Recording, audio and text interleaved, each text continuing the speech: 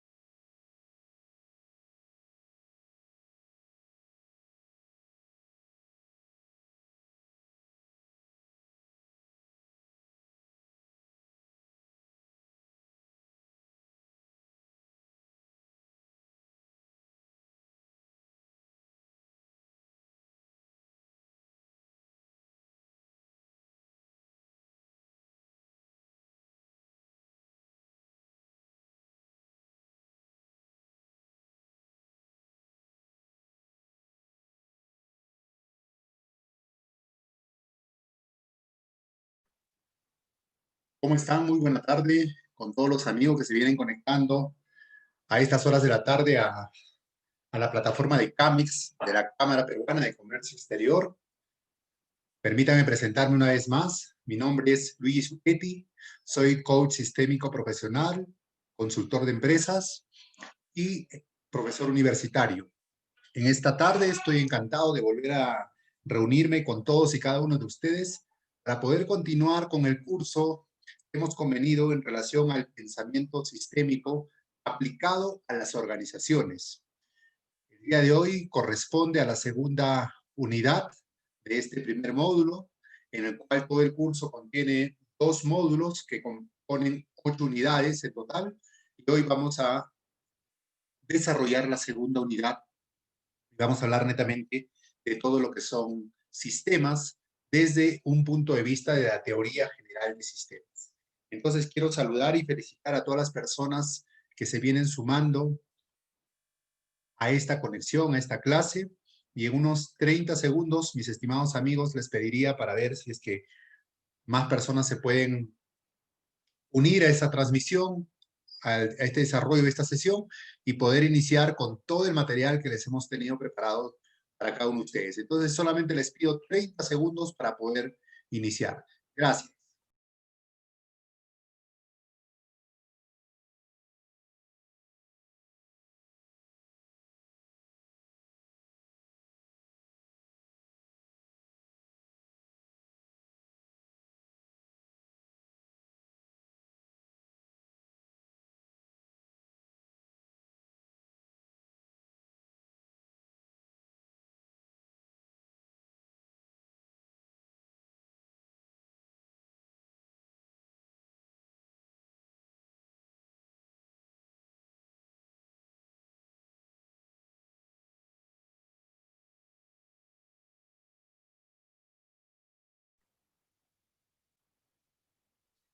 Muy bien, excelente.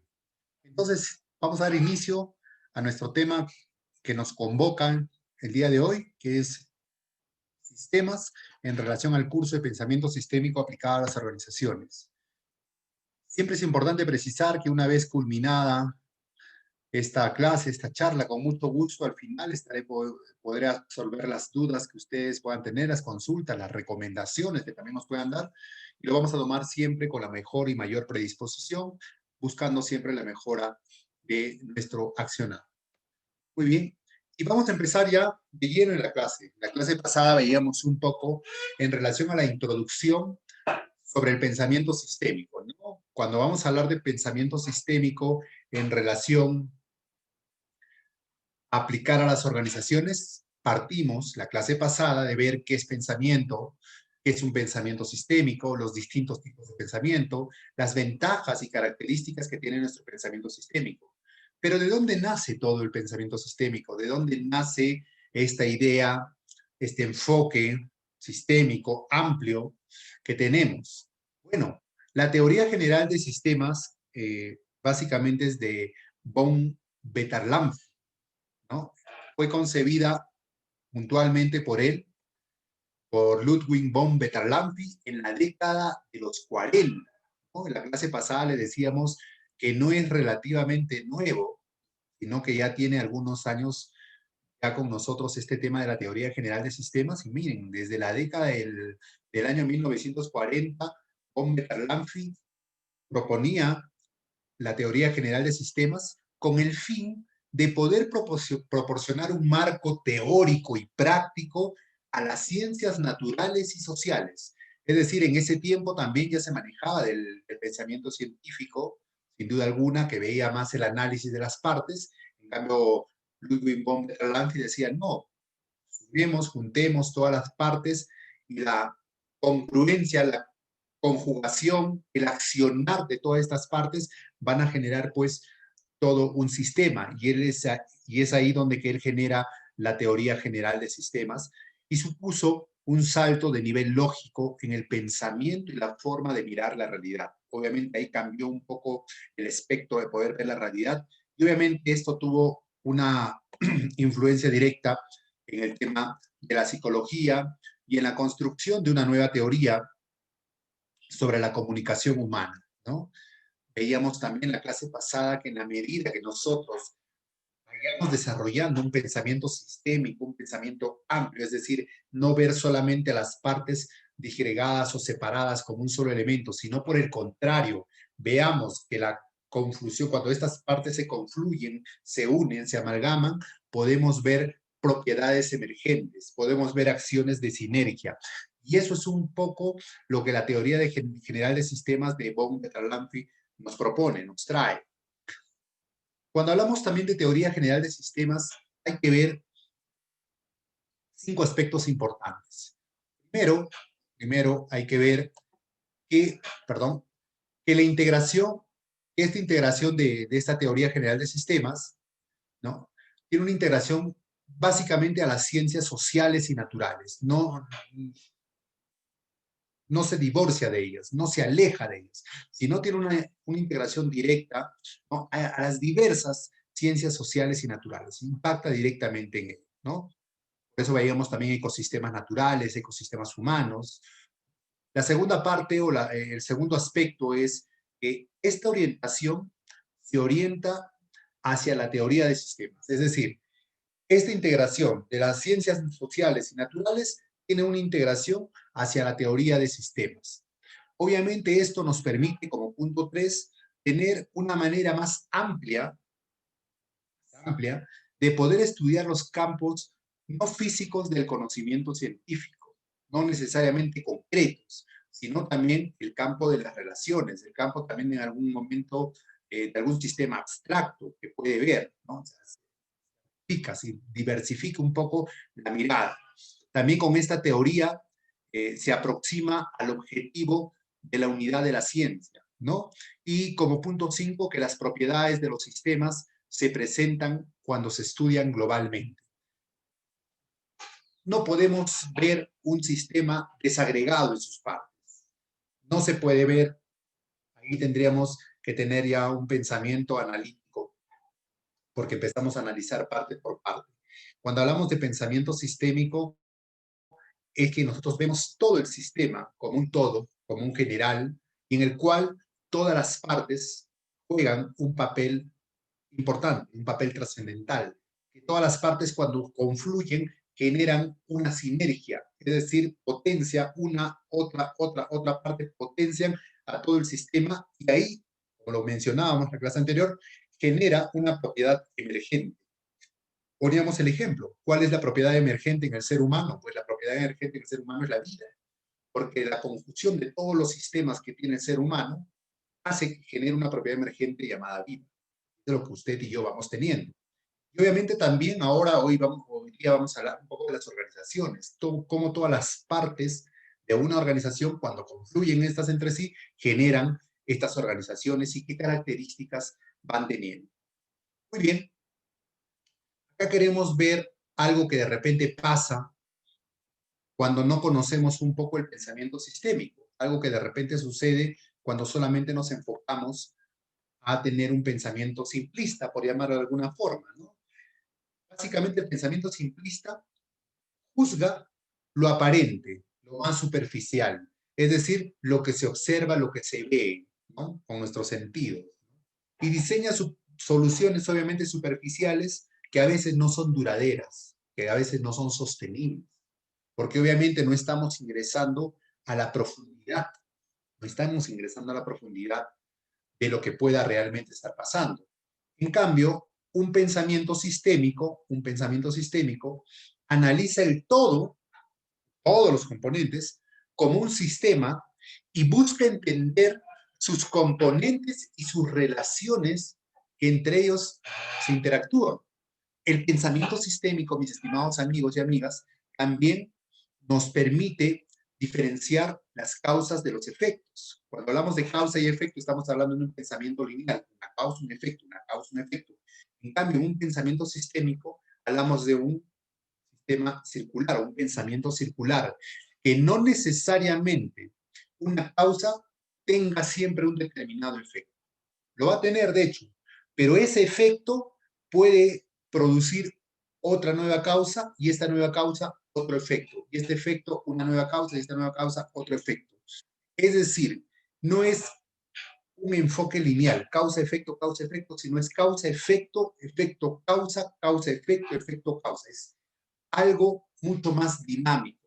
Y el pensamiento sistémico nos permite observar este tipo de relaciones o pensamiento circular, que también se le llama, ¿no?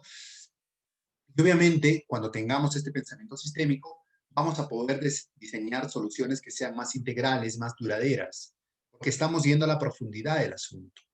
A veces cuando en las organizaciones, cuando observamos que un grupo de colaboradores no está llegando puntualmente a la empresa, cuando tenemos un pensamiento simplista o un pensamiento solamente observable, vemos que la persona está llegando tarde. Y obviamente podemos poner un memorando, podemos poner una acción correctiva que es válida, sin duda alguna. Pero no estamos yendo al fondo. No estamos yendo por qué esta parte de colaboradores de nuestra organización no está llegando conveniente y pertinentemente a la hora a la organización. O cuando hablamos de productividad, por ejemplo, en el tema de ventas, en una empresa de ventas, en una organización, y vemos que de repente un grupo de vendedores ha bajado porcentaje de ventas, ha bajado su rendimiento en las ventas y solamente observamos el porcentaje de decrecimiento, la caída porcentual en ventas y empezamos a decir, hay que ponerle más punche, hay que ponerle más ganas. Pero cuando tenemos un pensamiento sistémico, tenemos que ir un poco más al fondo. Identificar no solamente una causa que genere un efecto. El efecto es obviamente la caída de ventas, pero no solamente va a haber una causa, puede haber varias causas. Y asimismo, este efecto de caída de ventas, ¿qué otras causas provocan? Y estas nuevas causas, ¿qué otros efectos provocan? Por eso, como decíamos, cuando vemos de pensamiento sistémico, hay que ver la totalidad, hay que ver el impacto general que nos pasa. Es por eso que hoy en día es muy importante, como colaboradores de esta nueva era, poder desarrollar en nuestro profesionalismo un pensamiento sistémico. Luego de ahí tenemos, luego de ahí tenemos las premisas de los sistemas. Algunas premisas que también nos deja el tema de pensamiento sistémico. Por ejemplo, uno de ellos es que los sistemas existen dentro de otros sistemas. No existe un sistema aislado, un sistema que solamente pueda accionar en él, salvo que podría ser la excepción que pueda ser un sistema cerrado. Pero normalmente un sistema abierto, cuando hablamos de un sistema abierto, es decir, que el flujo de sus componentes, de sus elementos que ingresan, que procesan y salen y que tienen contacto con el entorno y a través de una realimentación, que ahora lo vamos a ver, estos sistemas siempre existen dentro de otros sistemas, de otros suprasistemas, supersistemas, como quieran llamarlo, y son compuestos por subsistemas dentro del sistema. Ahora lo vamos a ver, no se preocupen. También los sistemas son abiertos. Para que exista esta premisa que los sistemas existen dentro de otros sistemas, tenemos que tener sistemas abiertos, es decir, que exista un intercambio, una interactividad, una fluidez entre los elementos del entorno. Y también el sistema depende de su estructura. Si nosotros modificamos la estructura de un sistema, este sistema cambia los resultados que pueda tener. El día lunes veíamos el rompecabezas, ¿no? El rompecabezas les presentábamos a ustedes un tigre con todas las piezas desarmadas, con todas las piezas entreveradas, y se los presentábamos, ¿no? Y de repente se les preguntaba a ustedes y les decía, ¿qué observan? Y obviamente algunos podrían decir, veo un tigre, veo un río, porque el tigre estaba dentro de un río, de una laguna, pero no lo veíamos con claridad. ¿Por qué? Porque los elementos y las piezas estaban desordenados. ¿Qué pasó? Que luego empezamos a ordenar todas estas piezas, todos estos elementos, y pudimos ver al final que realmente de qué se trataba esa figura. Y en otras palabras, relacionándolo con el sistema cambió su estructura. Y al cambiar su estructura de manera correcta, pertinente y adecuada, pudimos observar la figura realmente. Pero luego de ahí también sacamos algunas piezas. Es decir, alteramos, cambiamos la estructura y obviamente la visualización que tuvimos de esta figura cambió. Esto apliquémoslo en un ámbito familiar, esto apliquémoslo en un ámbito organizacional. Cuando cambia la estructura, por ejemplo, de una familia con el ingreso de un hijo, dos hijos, con la salida de ellos dentro del sistema relacional familiar, cambia obviamente el sistema relacional familiar. En una misma organización también, cuando incorporamos áreas, cuando quitamos áreas, cuando incorporamos nuevos elementos de colaboradores, cuando los quitamos, va a cambiar obviamente el sistema, porque el sistema depende de su estructura. Y eso es algo que tenemos que tenerlo clarísimo. Entonces son tres premisas, estimados amigos. Los sistemas existen dentro de otros sistemas, los sistemas tienen que ser abiertos para que puedan interactuar con su entorno, puede haber una realimentación dentro de su proceso y sus salidas, y también el sistema depende de su estructura. Estas son tres premisas que hay que tomarlas en cuenta. Luego, ¿qué más tenemos? ¿Qué más tenemos? Tenemos también algunos tipos de sistemas. Pueden haber algunos más, pero he querido agrupar, digamos, los cuatro que nos pueden dar un panorama, nos pueden permitir ampliar un poco más el conocimiento sobre estos tipos de sistema y que lo relacionen con el pensamiento sistémico. Primero tenemos los sistemas físicos o concretos, ¿no? Que son básicamente, por ejemplo, equipos, maquinarias, objetos, cosas reales, cosas tangibles, como un celular, como una laptop, una computadora, un vehículo, ¿no? Entonces son sistemas físicos o concretos que son percibibles, obviamente. También tenemos los sistemas abstractos.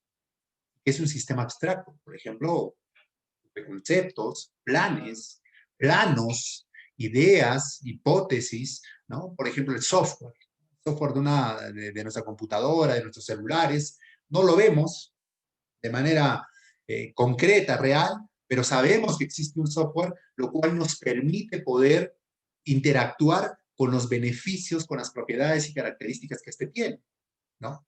Sabemos que está dentro de nuestro sistema computacional o nuestro sistema móvil, no lo vemos, pero sí sabemos que existe. Entonces es un sistema abstracto.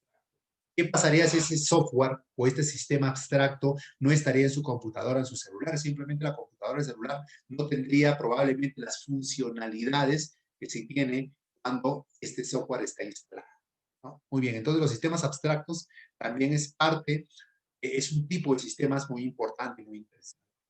Un sistema cerrado, y eso es un poco lo que decíamos hace un momento. Un sistema cerrado es aquel sistema que no presenta intercambio con el medio ambiente que lo rodea. Ejemplo, un globo. Un globo, usted coge un globo, lo llena de aire, lo llena de un poco de gas helio, lo que quiera, usted lo amarra, lo cierra, y obviamente este globo, al estar cerrado, al estar amarrado, no tiene ningún intercambio con el medio ambiente, porque el elemento que está dentro del globo, que puede ser aire o que puede ser gas, no va a intercambiar con el ambiente. Es decir, no ingresa aire ni sale aire. Simplemente se ha quedado dentro de la estructura del globo y se ha cerrado. Entonces, al no haber intercambio con el ambiente, no permite ni ingresar elementos ni salir elementos, y es un sistema simplemente también llamado estático, ¿no? Estático. En cambio, un sistema abierto, es aquel sistema que sí interactúa con su ambiente. Es un sistema que restaura su energía y es un sistema que repara pérdidas en la propia composición, estructura u organización del sistema. Un ejemplo clarísimo de un sistema abierto es el ser humano. Nosotros somos sistemas abiertos, porque interactuamos constantemente con nuestro medio ambiente, porque renovamos y restauramos energías todos los días, porque además también vamos fluyendo con ganancias y pérdidas que podemos ir teniendo dentro de la composición de nuestro propio sistema. Por ejemplo, si nosotros nos enfermamos, gripe, de un catarro, de una varicela, de un mal en el estómago, obviamente un subsistema o un sistema dentro de nuestro cuerpo humano se ve alterado por unos agentes externos que le han generado cierto daño, por llamarlo de alguna forma, al funcionamiento normal de nuestro cuerpo. Pero no significa que esté fallando todos los sistemas, está fallando uno en particular.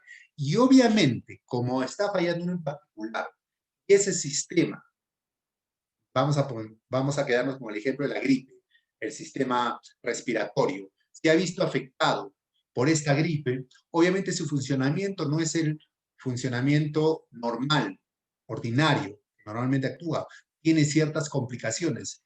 Y esto, a su vez, afectan a los demás sistemas y por consiguiente, cuando nosotros estamos con este mal, según el ejemplo de la gripe, obviamente nuestra estructura ha cambiado y por consiguiente nuestra acción también cambia, hasta que se restablezca, es decir, nos recuperamos de este mal, de esta gripe y nuevamente volvemos a operar de manera conveniente. Entonces, entiéndase que normalmente las reparaciones, por llamar de alguna forma, o las curaciones, si quiere llamar usted así, que pasan dentro de nuestro sistema, también nos permite que nuestro sistema siga fluyendo y siga desarrollándose convenientemente, ¿no? Entonces, ¿qué otro ejemplo de un sistema abierto? Las sociedades, las familias, ¿no? Porque nosotros interactuamos constantemente con la familia. ¿Quiénes de ustedes que nos vienen oyendo no vienen o no provienen de una familia? ¿Quiénes de ustedes que nos vienen siguiendo en esta clase no han formado una nueva familia? ¿Por qué no decirlo? También un nuevo sistema relacional familiar. Y de repente si tenemos hijos, en su momento también cuando ellos se casen, se unan con otras personas, si es que ya no lo han hecho, también empiezan a formar sus propios sistemas relacionales familiares. La misma sociedad en su conjunto. Y que puede ser, por ejemplo, una sociedad, si lo vamos a dividir por departamentos, Junín, Lima, Arequipa, Chiclayo, Trujillo, etcétera.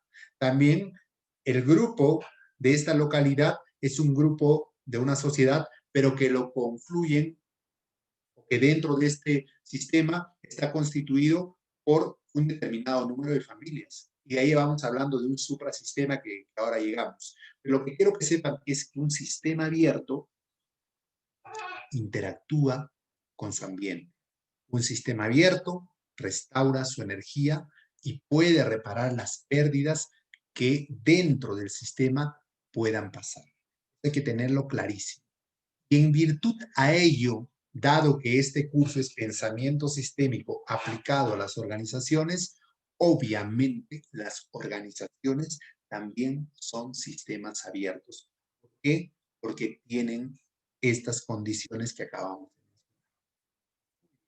Entonces, lo que vamos a trabajar en todo este curso es básicamente con el sistema abierto llamado organización. Y obviamente no podemos, digamos, distanciarlo del ser humano, porque las organizaciones son organizaciones vivas gracias que dentro de sus componentes están nosotros, las personas, los seres humanos, y son los que hacemos viva a las organizaciones. ¿Ok? Muy bien.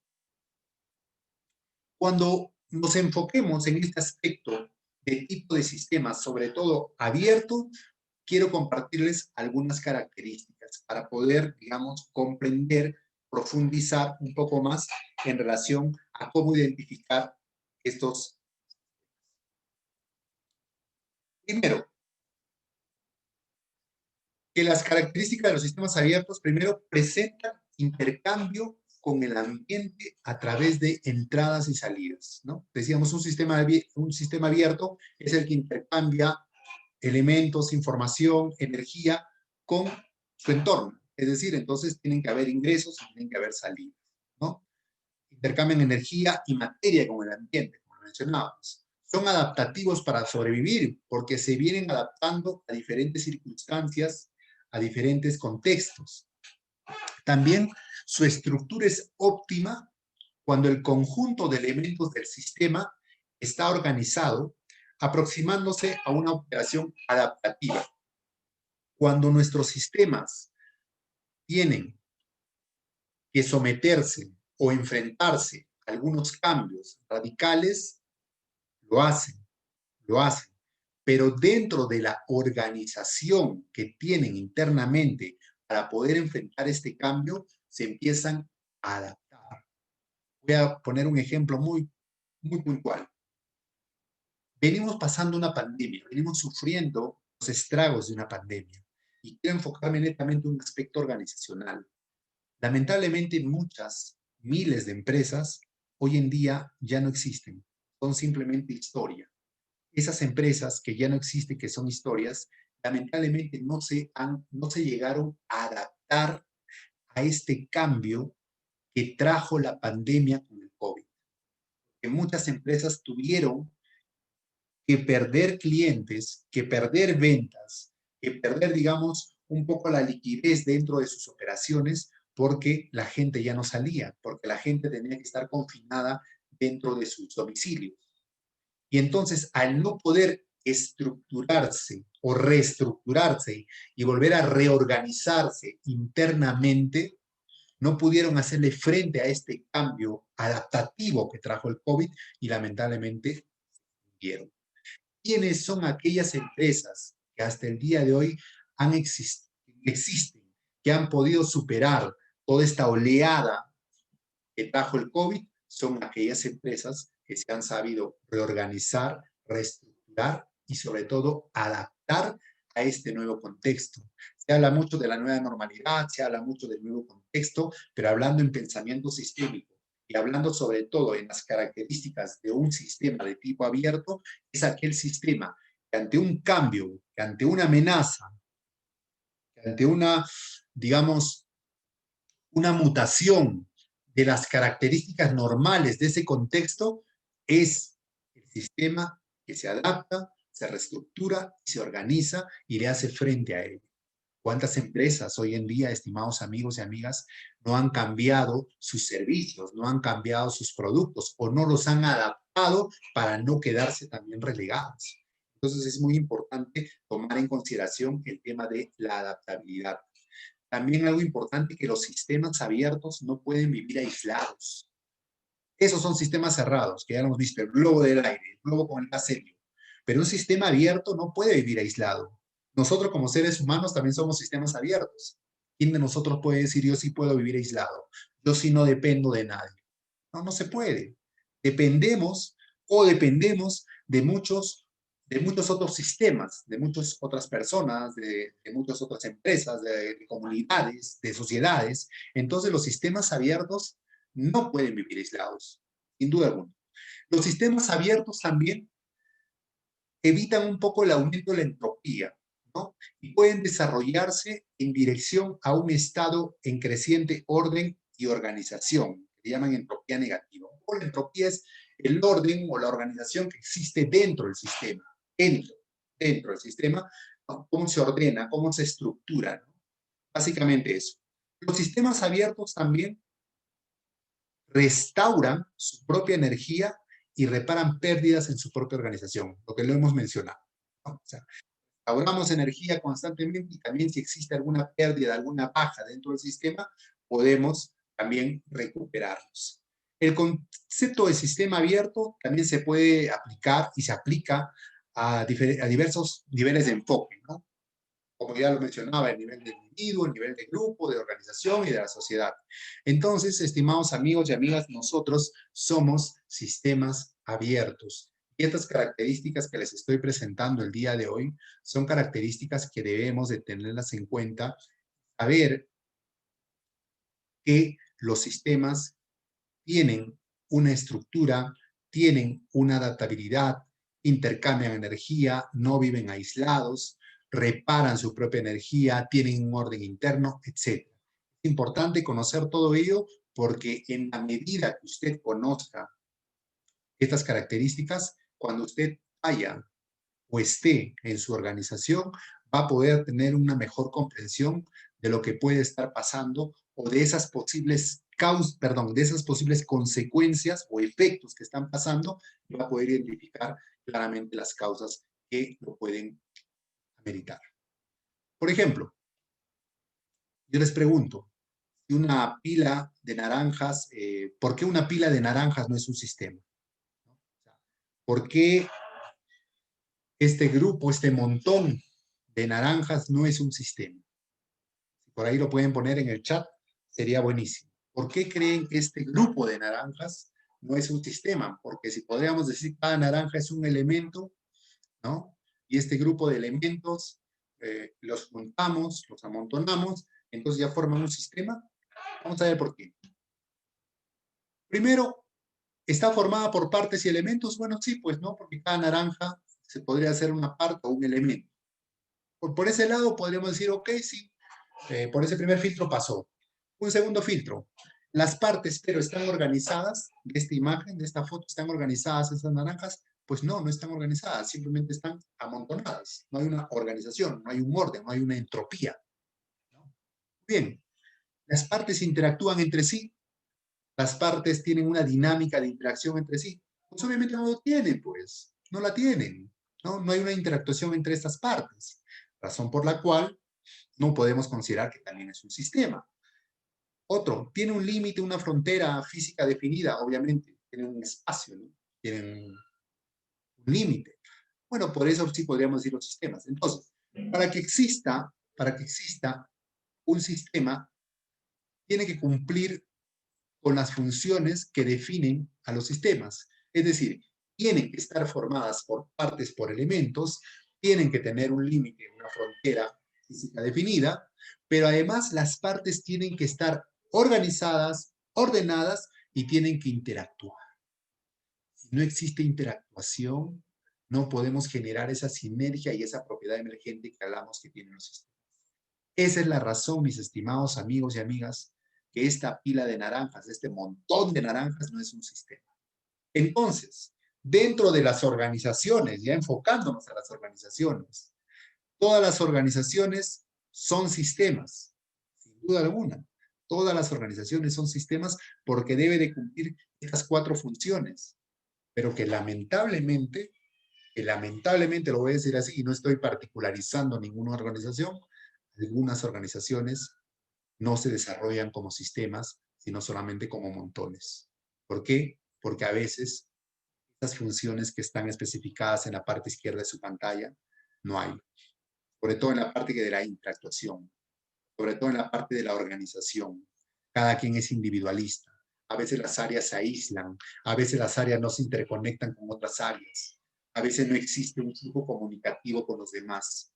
Y razón por la cual son grupos, áreas, departamentos, staff aislados unos con los otros, lleno de conflictos que no se pueden ver.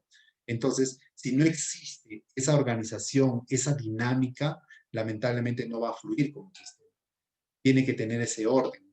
Y si hay conflictos, enhorabuena, que haya, que existan, no hay ningún problema, pero hay que buscar la solución y hay que buscar que no perdamos esa sinergia que los sistemas buscan para que la propiedad emergente mantenga estos sistemas.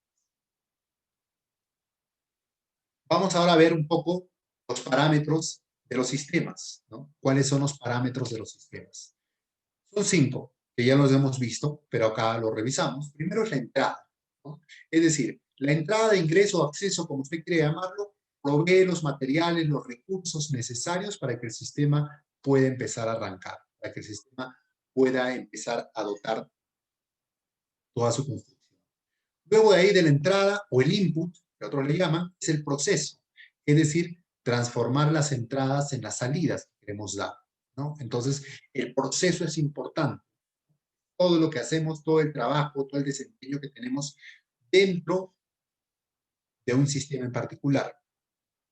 De ahí viene la salida. ¿Cuál es la salida? La salida viene a ser el resultado final del proceso, es decir, el producto, es decir, lo que hemos llegado a desarrollar dentro del proceso del sistema.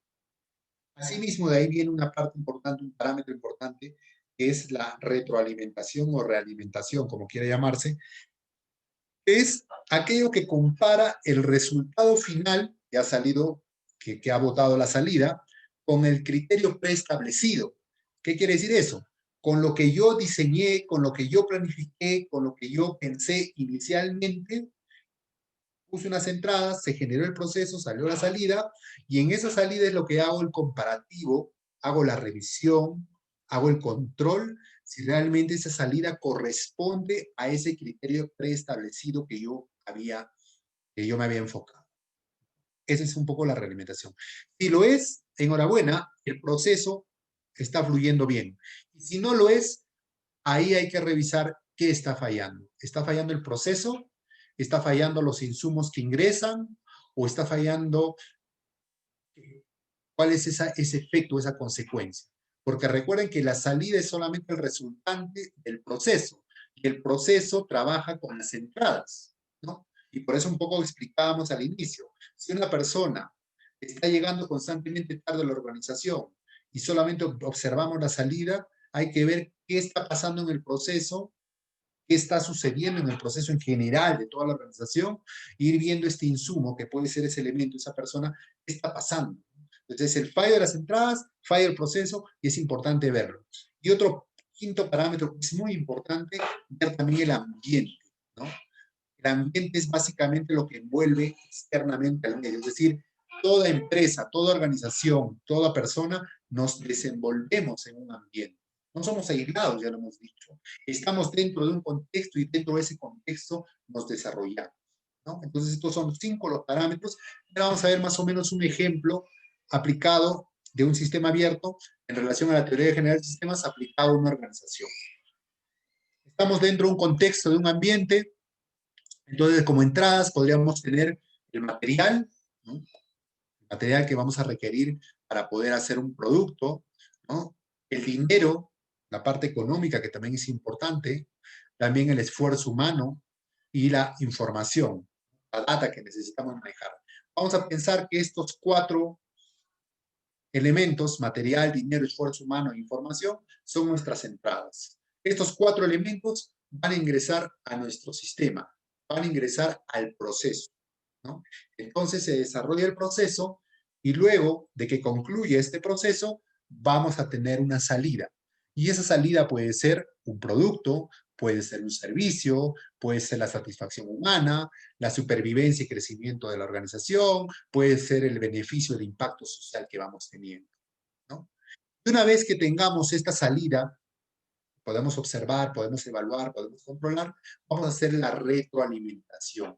Es decir, si todas estas salidas, este producto, este servicio, esta satisfacción humana, este crecimiento de la organización, este beneficio, impacto social, va en relación a lo que inicialmente planificamos. La retroalimentación nos permite ello. Y como su nombre indica, retroalimentamos, es decir, con toda esa información, vamos nuevamente a los elementos de la entrada, corregimos lo que tengamos que corregir, regeneramos lo que tengamos que regenerar y nuevamente iniciamos el proceso cíclico, constante y permanente, pero buscando siempre un crecimiento, una expansión, un desarrollo y una sostenibilidad. Todo ello obviamente, no se olvide, dentro de un ambiente, de un contexto. Eso es importante y eso es vital. Muy bien. Ahora sí vamos a hablar de qué es un sistema, qué es un subsistema.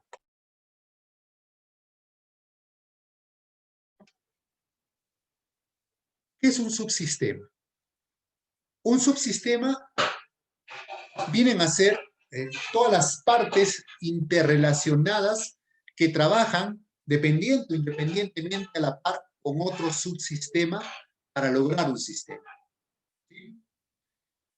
La teoría general de sistemas afirma que las propiedades de los sistemas no pueden describirse significativamente en términos de sus elementos separados. Es decir, la conjunción de varios elementos, ¿no?, ya forman un sistema y este opera. No necesariamente, porque la comprensión de los sistemas solo ocurre cuando se estudian globalmente, ¿no? Es decir, cuando todos los elementos están juntos, cuando todos los elementos están dinamizados, recién cuando vemos toda esta interacción global, podemos identificar cómo opera un sistema. Y ahí es obviamente que involucramos todas las interdependencias de sus partes. En el lado derecho de su pantalla usted puede ver una imagen que es del cuerpo humano, ¿no? Y nosotros, un ejemplo que nos ayude a ver sobre todo este aspecto que estamos viendo de subsistemas. Vea usted, nosotros tenemos varios sistemas. Por ejemplo, el sistema muscular, tenemos el sistema óseo, el sistema nervioso, el sistema circulatorio, el sistema digestivo, ¿sí? Sistema reproductivo, etc. Pero el conjunto de todos estos sistemas que acabamos de mencionar, las interrelaciones de todos estos sistemas que vienen trabajando, cuando todo ello lo juntamos, sale un sistema mayor que viene a ser el cuerpo humano. El conjunto de todos estos sistemas, muscular, óseo, circulatorio, digestivo, etcétera, cuando todo esto lo juntamos, sale un gran sistema llamado cuerpo humano. Entonces, es válido decir que el cuerpo humano está constituido por otros subsistemas,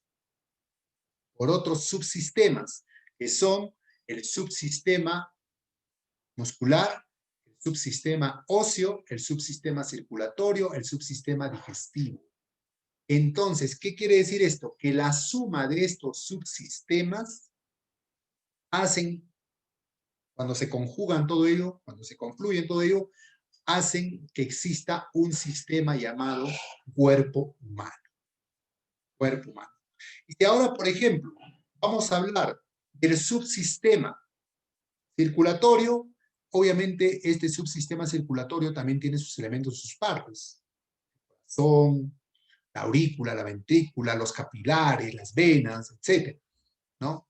Entonces, tienen varias partes también que componen al sistema circulatorio, pero que en relación al cuerpo humano se convierte en un subsistema circulatorio. Si lo analizamos solamente el sistema circulatorio, propiamente dicho en sí, podríamos hablar que ese es un sistema circulatorio y podríamos ver cómo está compuesto internamente.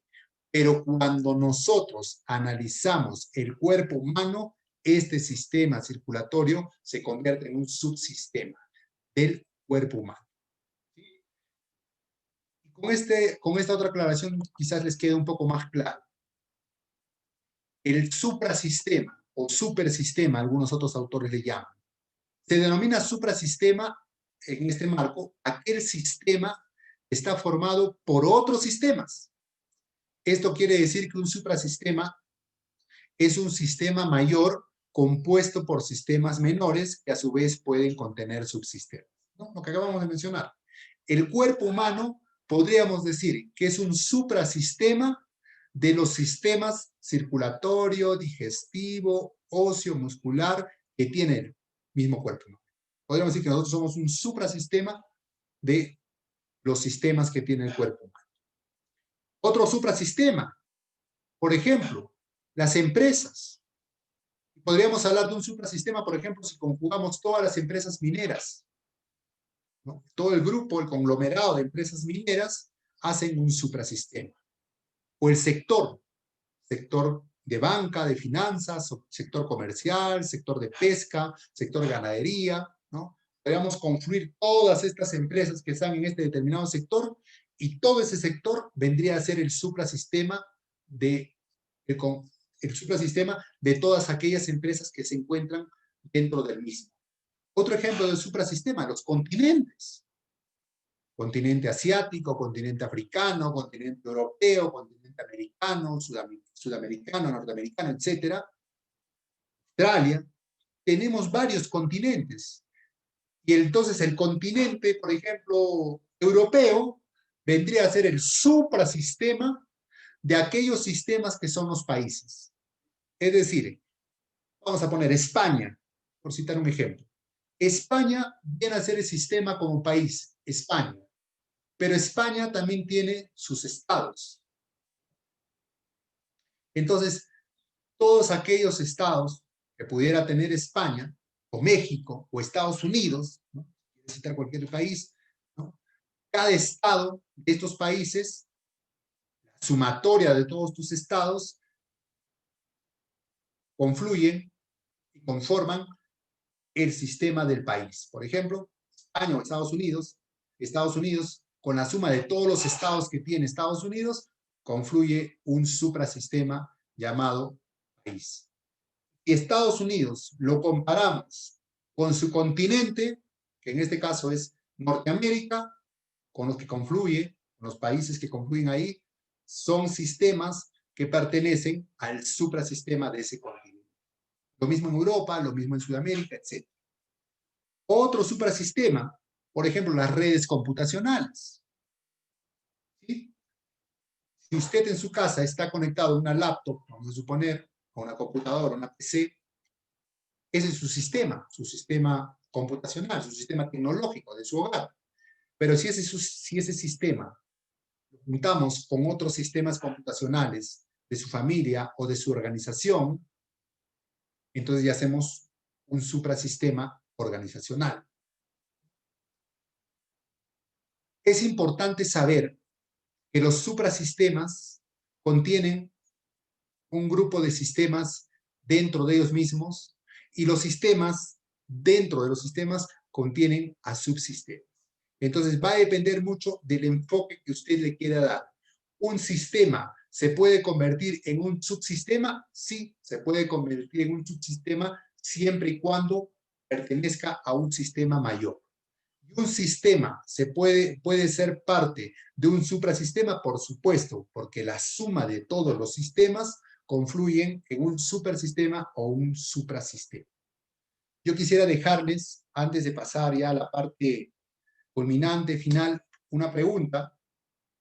¿Qué otros sistemas conoce? ¿Qué otros sistemas usted conoce? ¿Qué otros subsistemas? ¿Qué otros suprasistemas? Es interesante poder identificar que los sistemas están compuestos por subsistemas y el conjunto de todos los sistemas pertenecen a un suprasistema, ¿no? Es interesante partir, como lo mencionábamos, desde el cuerpo humano, que dentro de nosotros hay subsistemas, que la confusión, que la suma de todos ellos hacen un sistema llamado cuerpo humano, y el conjunto de varios cuerpos humanos, varias personas, pueden pertenecer a un suprasistema mayor. Entonces, esto podemos maximizarlo o minimizarlo. Y más interesante ver los impactos que van teniendo cuando uno de estos elementos sea un subsistema, sea un sistema, cómo puede impactar al sistema mayor, ¿no? Que vendría a ser el suprasistema. Entonces les dejo ahí la interrogante para ustedes, ¿qué otros sistemas conocen? ¿No? De mi parte, hasta aquí es la segunda entrega que les doy. Igual pueden volver a revisar el video, también cuenta con el material, pueden revisar. Y si tienen alguna duda, alguna consulta, con toda la confianza, por favor, ahí les dejo mis datos, tanto el correo electrónico, el Facebook, el fanpage de la consultora, mi número de WhatsApp, con el mayor de los gustos, ¿no? Poder disipar algunas dudas que de repente haya podido generar en ustedes, no solamente las personas que están conectados en este momento, sino de repente las personas que puedan ver después estas grabaciones y estamos aquí para poder ayudarlos. Entonces, si hubiera alguna consulta, alguna duda a través de la fanpage de la Cámara Peruana de Comercio Exterior, yo encantado y dispuesto de poder absolver las dudas que pudieran tener y poder también invitarlos para que el próximo viernes, es decir, pasado mañana, también a la misma hora, a las 2 de la tarde, se puedan conectar y puedan acompañarnos en la siguiente clase, en la siguiente unidad, que vamos a seguir profundizando un poco más en relación al pensamiento sistémico. Voy a observar si es que tenemos alguna pregunta, alguna duda. Bueno, aparentemente no la tenemos. Igual, tienen ahí los contactos, estimados amigos, o tienen ahí el mismo chat de acá de la transmisión. Podemos volver a revisarlo luego y poder disipar algunas dudas interrogantes que puedan tener. De mi parte les agradezco y siempre reiterando también mi agradecimiento y mi felicitación a la Cámara Peruana de Comercio Exterior porque nos brindan estas oportunidades y estos espacios que vamos teniendo cada vez más, ¿no? Entonces, es importante también que puedan observar, que puedan ver que existe un sinfín de cursos, un sinfín de cursos en el cual ustedes se pueden ir capacitando, desarrollando, profundizando un poco más, y ese es un gran aporte que viene haciendo la Cámara Peruana de Comercio Exterior a todas las personas que los siguen. Gracias, amigos. El día viernes, entonces, igual a las 2 de la tarde nos estamos juntando por esta misma plataforma. Feliz de poder volver a compartir e interactuar con ustedes. Que tengan una feliz tarde.